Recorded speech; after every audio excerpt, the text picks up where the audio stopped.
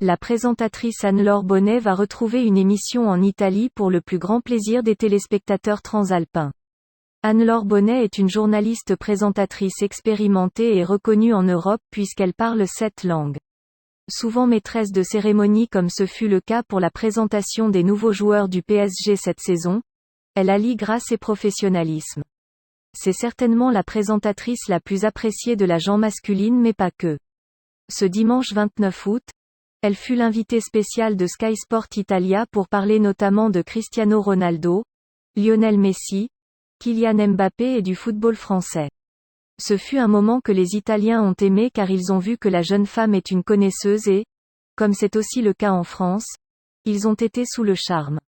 Anne-Laure Bonnet est de retour dans la botte.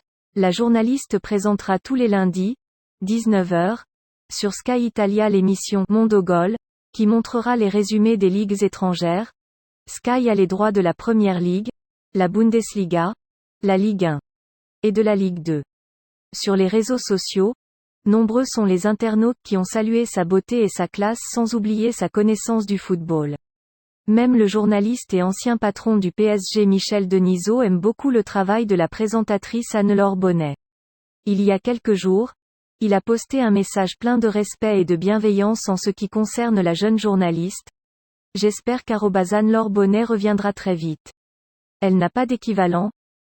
Elle répondra sobrement. Oh Michel merci, accompagné d'émojis pour montrer son émotion. La jeune femme sait aussi reconnaître ses erreurs, ce qui est aussi une marque de professionnalisme. Il y a environ 1 an, elle avait parlé de Lionel Messi comme sa pire rencontre.